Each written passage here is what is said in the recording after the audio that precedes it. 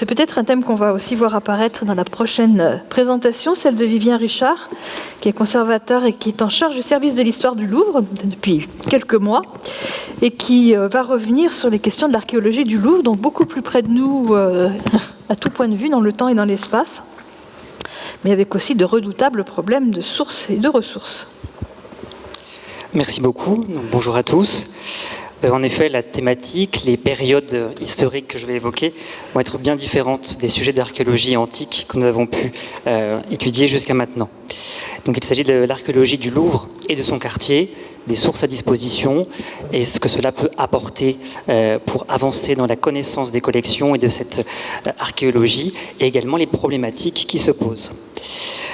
La redécouverte archéologique du domaine du Louvre et des Tuileries a été progressive depuis le Second Empire. 8 opérations ont précédé le chantier du Grand Louvre, dont pour mémoire, les 3 principales ont été en 1866 les fouilles de la Cour Carrée, menées par Adolphe Berthy, en 1882 la découverte de la salle basse du Louvre, dite salle Saint-Louis, et en 1964 le dégagement des fossés devant la colonnade.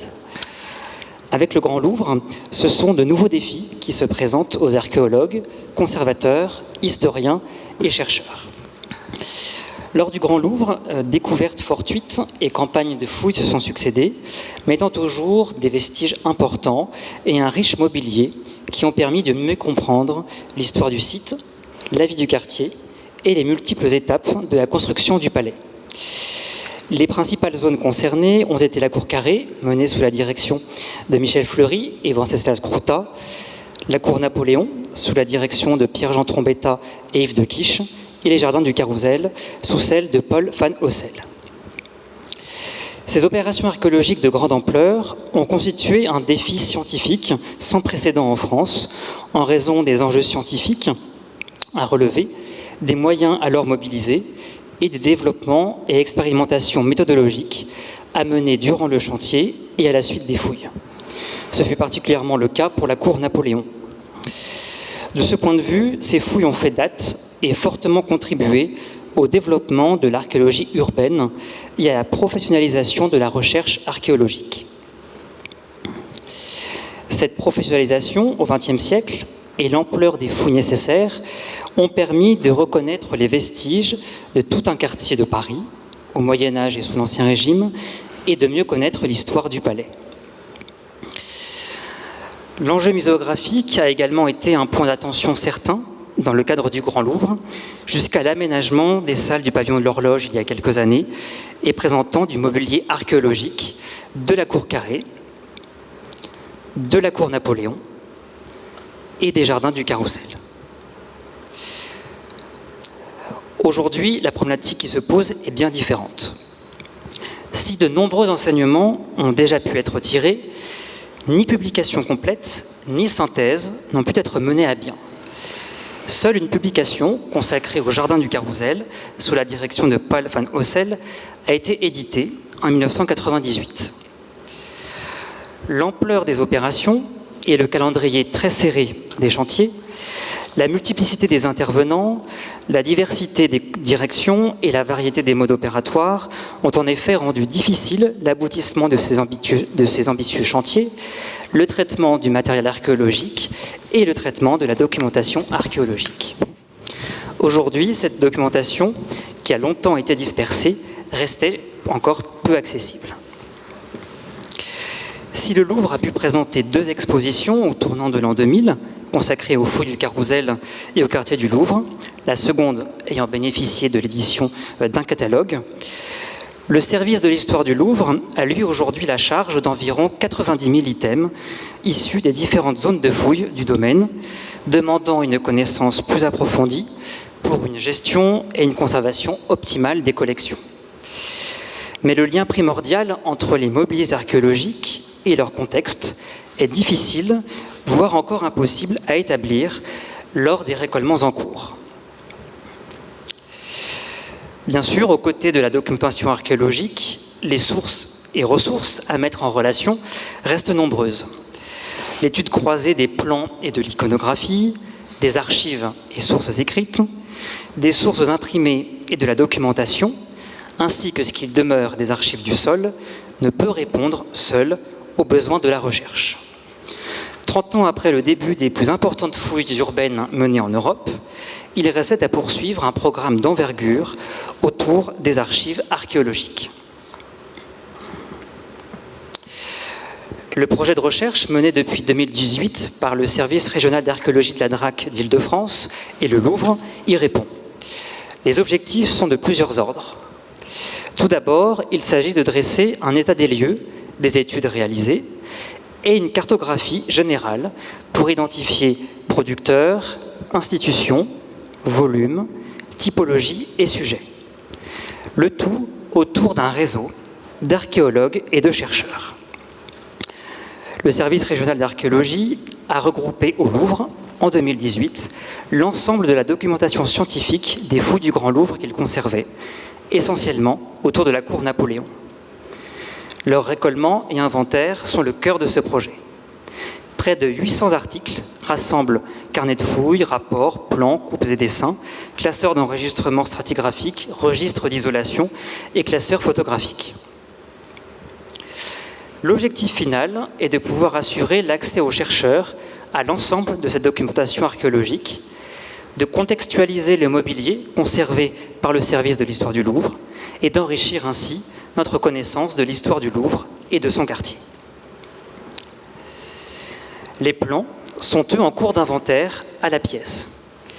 Leur numérisation, ainsi que celle de photographie, assurera à terme leur sauvegarde comme une accessibilité plus grande via des outils numériques communs aux différents partenaires, permettant une restitution satisfaisante des données. Tout au long de ces développements, la tenue d'ateliers et de séminaires conduit progressivement à passer le témoin des archéologues à la recherche.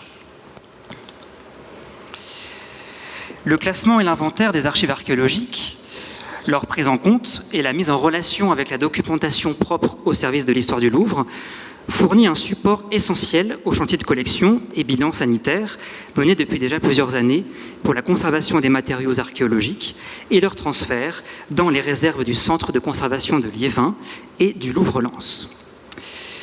Le constat est le même pour les fouilles de la Cour Carrée, du Carrousel et des Tuileries. Le croisement des sources et l'exploitation des informations issues des documents de fouilles sont fondamentaux dans la connaissance des collections.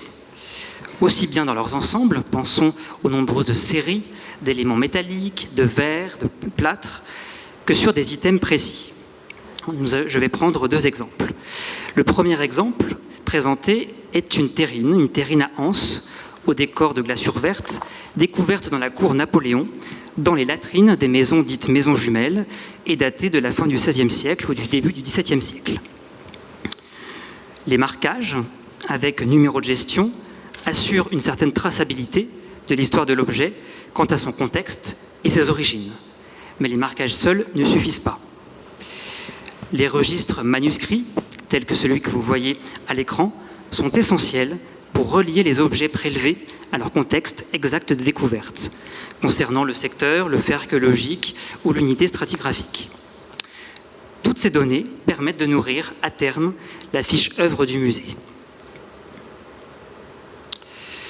Le second exemple est cette assiette plate à aile du XVIe siècle, également découverte dans la cour Napoléon, au décor d'engobe rouge et glaçure verte. Les rapports, diagrammes et plans de zone permettent progressivement de retrouver le contexte de découverte et d'enrichir également la fiche d'œuvre concernée. Ce traitement documentaire, long et complexe, à l'aune de 90 000 items, contextualise progressivement le mobilier issu des fouilles, redonne son histoire à chaque objet et permet de les relier entre eux. Les fouilles du Grand Louvre ont bien sûr consommé leur objet d'étude. Les archives produites par les archéologues documentent aujourd'hui cette absence. Elles décrivent chaque étape du processus de fouille, ce qui est essentiel pour permettre la reprise aujourd'hui des études et retrouver le lien contextuel entre les objets conservés et leur provenance. Le mouvement en cours avec nos partenaires assure la transposition progressive du corpus documentaire de son espace de production à son espace de conservation, en prenant en compte les usages attendus par la communauté des archéologues, par le musée du Louvre et les chercheurs. À terme, l'étude possible des archives et de la documentation des fouilles du Grand Louvre éclairera d'un jour nouveau l'histoire du palais du Louvre, mais aussi des quartiers populaires comme aristocratiques qui le bordaient, grâce à la relation conjointe des archives devenues exploitables et des objets qui seront à terme pleinement contextualisés. Je vous remercie.